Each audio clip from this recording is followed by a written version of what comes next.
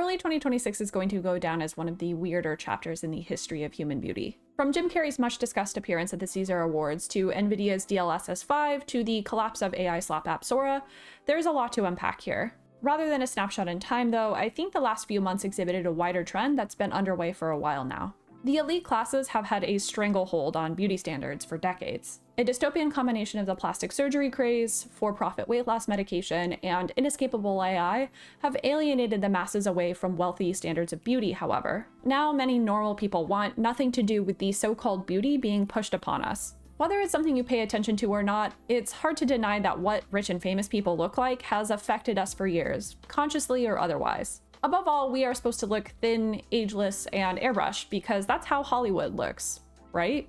It doesn't matter if, like me, you think that we shouldn't care what this exceedingly silly class of people looks like or does. The beauty standard exists as a social pressure that can't be undone by any one individual. Then, in late February 2026, beloved comedian Jim Carrey gave an acceptance speech at the Caesar Awards, a French film accolade. People online were quick to point out the stark differences between his past looks and his appearance at the awards. The comments by and large weren't supportive of Carrey's new look, with many describing it as sad or jarring. Now, it's not exactly new for Hollywood figures to undergo radical physical transformations. It's also not new for this to be a point of discourse. Again, people and the media have both obsessed over celebrity appearances for centuries to an honestly nauseating degree. Something about this one felt different though. Maybe it's because Carrey's career has been built on the humor provided by his expressive face, made all the more noticeable by some of the zany costumes he's worn on the silver screen. Maybe it's because Carrey's career had its height in the 90s and early 2000s, rubbing against our nostalgic view of this specific person. Or maybe it's because Carrey, like a whole slew of celebrities that I'm making the deliberate choice to show in this video as minimally as possible, has appeared to change his looks in a way that most normal people find, frankly, bad. That brings me to an important point. As silly and superficial of a topic as beauty standards may seem to be, questions about moral imposition, shaming, health, and bodily autonomy are actually really serious. I try not to criticize people for the decisions that they make about their bodies for that reason. I also don't want to contribute to the dumb tabloid social media hype cycle that obsesses over these things. That said, beauty standards are a shared social fabric. Some visuals are helpful to make a point about these beauty standards and the meta-level discourse around them. Like a lot of people, I find myself feeling very estranged by Carrey's look and the other examples of celebrity transformation in recent years. In Carrey's case, a lot of the speculation about his face pointed to possible fillers or other surgical alterations. It's not just fillers and Botox, though. The research I did on what's been driving Hollywood's unhinged plastic surgery decisions pointed to an epidemic of buccal fat removal more specifically. This procedure leaves the face looking more gaunt around the cheeks and cheekbones. The gaunt trend has been heightened by the rise of GLP-1s, or weight loss medications like Ozempic and Wegovy. Rapid weight loss caused by, among other things, medications like Ozempic has led to the term Ozempic face being commonly used. It's such a known phenomenon that the Cleveland Clinic, one of the United States' foremost health institutions, has a whole webpage on it, and how to avoid it. That's right, despite the popularity and positivity surrounding GLP-1s, Ozempic face is unappealing and is used as an insult. Now, I'm not trying to dunk on Ozempic here. I think GLP-1s are a life-saving medicine, especially for hard-to-treat cases of obesity and diabetes. Like everything though, Ozempic and its competitors exist in a context. It's not lost on me that GLP-1s, sold for a profit and an insane markup of up to 20,000%, are arguably most flaunted by the wealthy and famous. There are also open questions about whether celebrities suspected of using GLP-1s should have used them, considering how thin so many celebrities already are. Add the fact that plastic surgery is financially inaccessible to most people, and you get for-profit medicine driving beauty standards off a cliff. While class and beauty have always been tied together, the distortion of physical appearance by the rich has never been so apparent. Curiously, this has led to increasing rejection by everyday people, and even some in the media, of this new look. Sure, the rich might set beauty standards, but what is beauty in 2026? Recent trends in plastic surgery and weight loss medication have led to a homogenization of aesthetics that has, ironically, become unremarkable and undesirable. Normal people increasingly do not want to look like the puffy-lipped, hollowed-out elites. A lot of the opinion pieces that I read about the rich's Ozempic and plastic surgery craze described famous people as gaunt, skeleton-like, unhealthy-looking, and sad.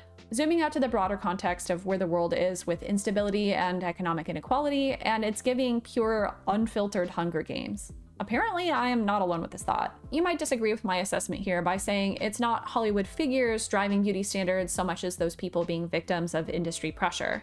If the allegations about their looks are true, then maybe some of these celebrities felt pressured to go under the knife or take weight loss medication. I don't entirely disagree with that argument. But one, with all the money and privilege, you'd think that more of these celebrities would have a spine, more than just, it seems, Jamie Lee Curtis. And two, there are other ways and other technologies that the elite classes have used to reinforce unattainable beauty standards. What about AI and all of the filters and image manipulation that come with it? Plenty of peer-reviewed studies and think pieces have shown the harms of AI and similar technologies on body image. AI has made it all too easy to think that blemishes, excess weight, acne, wrinkles, and even flyaway hairs don't exist anymore. Whatever airbrushing did to beauty in the late 20th century, AI is that much worse. I want to touch on AI's reinforcement of the modern beauty standard that allegedly only thin and especially ultra-thin people are attractive. Say what you want about obesity and the health concerns with it, there is just no way that the digital projection of and obsession with these body types are healthy. I read one really sad story that mentioned a woman who wouldn't post pictures of herself online without running them through a filter first. This is the reality that these tech companies, social media and AI alike, have created for us. Somewhere, a bunch of powerful tech companies decided for us that this is the world that we would live in. The abundance of filtered images and AI slop is so grand now that it's leaking onto the pages of established fashion magazines like Vogue. In 2025, the outlet had ads that, for the first time, featured an AI model. To be clear, not a real person whose images were doctored by AI. A 100% machine-made entity meant to model clothing for sale. Look at these images. If you've never seen AI slop before, you might mistake these images as real, or think that this woman is exceptionally beautiful. But you've probably seen so many images like this by now, such that she probably doesn't even stand out to you anymore. Even more dramatically, you might look at the fuzzy, glossy glow of these images and start to have negative associations with them just because they are so abundant. That's kind of the point I'm making. After looking at a lot of images of celebrities who had allegedly undergone plastic surgery, I couldn't help but notice how much these AI images portrayed those same artificially created beauty standards. I mean, really, whose lips are supposed to look like this? Is this meant to impress me?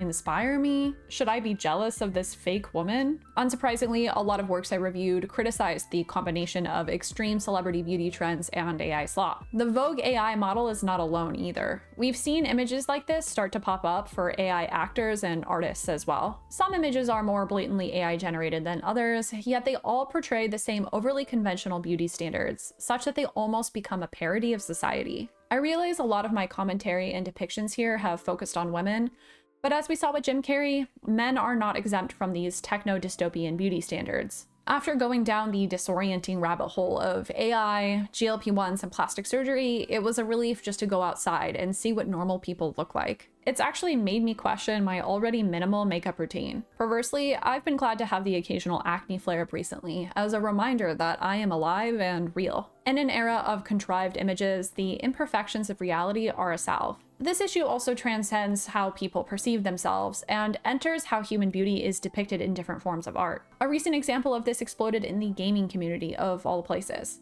Nvidia, one of the world's biggest companies that develops gaming hardware, debuted a new graphics technology called DLSS 5 just a few weeks ago. Various versions of DLSS, or deep learning supersampling, have existed for a while now. Earlier iterations of this technology were meant to enable better graphical rendering using machine learning while being less intensive on hardware. By itself, that's not a bad idea. The concept of inserting additional frames into a video game using the game data itself allows for a nicer, less choppy gameplay experience. DLSS 5 is a departure from that though. Instead of adding frames, it alters them. This is all for the sake of photorealism in gaming, according to Nvidia CEO Jensen Huang. His justification is aggravating for two reasons. For those of you who aren't aware, terms like photorealism have become kind of triggering in the gaming community in recent years. The artistic trend in games development in the past decade or so has really focused on increasingly photorealistic graphics, to an extreme fault. A lot of the technologies deployed to make this happen bog down computers and consoles. Games meant to run on them are buggy and often completely broken at launch. Secondly, the focus of this so-called photorealism was primarily on depictions of humans in games. A lot of gamers and developers alike complained about the AI slop-like nature of these enhancements, however. There are articles that discuss how DLSS 5 actually hallucinated hair and makeup features on human characters, or that it made them look less photorealistic. The backlash was so severe that Jensen Huang felt the need to clarify that he also doesn't like AI slop. I thought one particular statement from him was especially telling. I think there, the DLS's 5 critics, perspective makes sense, and I could see where they're coming from because I don't like AI slop myself. You know, all of the AI-generated content increasingly looks similar, and they're all beautiful, so I'm empathetic towards what they're thinking. You mean that all of these AI-generated images are similar and supposedly beautiful? I agree on the former, but not the latter. As I mentioned before, AI and for-profit medicine are homogenizing beauty standards. Regardless, this is what one of the richest men on Earth, who helms the richest company on Earth, thinks is beautiful. These images are the beauty standards that AI companies, including chip manufacturers, directly or indirectly reinforce. But if they're so beautiful, Jensen, why do people hate them so much? The elite class's understanding of what is beautiful or how normal people perceive beauty could not be more off. And if this or this or this is supposed to be beautiful, then we want no part in it. A final story I want to consider here is the fresh collapse of OpenAI's slop app Sora. That Sora and other AI visual content generators like it produce slop is old news. What's interesting here is how many people were joyfully celebrating Sora's demise. Admittedly, a lot of this has less to do with Sora's outputs so much as its place in the broader AI economy that is very bubble-shaped. Some of it did have to do with the fact that AI slop, and especially AI slop depictions of humans, have been polluting the internet to a vexing level. Whether the slop shows Shrimp Jesus or a Vogue model, it's all the same. It's overly abundant to the point of being inescapable, then to the point of being a public nuisance. To the extent that Sora's death might lead to even a fraction of a % less slop on the internet, many people, myself included, are thrilled by that prospect. This is my final point in my overall argument here. The sense of beauty that the rich have been trying to instill through this has been so forcefully rejected that people actively celebrate when the means of instilling those beauty standards die. If DLSS 5 were to be cancelled before its anticipated release later this year, then gamers would similarly celebrate. Ugly tech doesn't have to be cancelled for people to take matters into their own hands, though. The increasing popularity of rejecting AI and ever-present screens may make its way into discourse on human beauty. Kind of like the popularity of analog bags and tangible belongings, I wonder if analog beauty or something like it will become popular soon here. I'd be curious to see if filter-free photos become more popular on social media.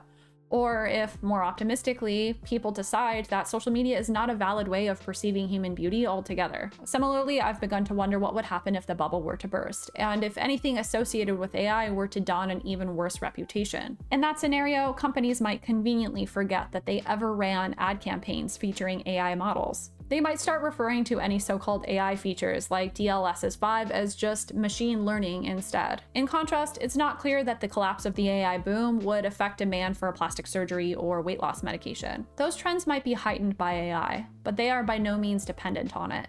I don't think it's coincidence that all of these things, pushback on celebrity beauty, DLSS 5, or Sora, are happening during the worst cost of living crisis since the 1970s. In general, there is a widespread reckoning occurring that negatively centers the lifestyles of various elite groups, whether they're politicians, celebrities, or influencers. The extravagance of these people was once aspirational, maybe, but now it just feels like a taunt. If the apocryphal slogan of the 18th century French aristocracy was "let them eat cake," then today it's "let them eat AI," or maybe "let them eat Ozempic." And the rich are somehow shocked when people come for them with digital pitchforks, like, what? So in case you've been feeling dissociated from the world projected through your screen, just know that you're not alone. I found a lot of solace in deleting all of my personal social media accounts and reminding myself that I really shouldn't care what a bunch of vapid ninnies do. If you have tips on navigating the minefield of beauty in the era of digital and expensive medical manipulation, feel free to drop them in the comments below. Thanks so much for watching, and don't forget to like and subscribe.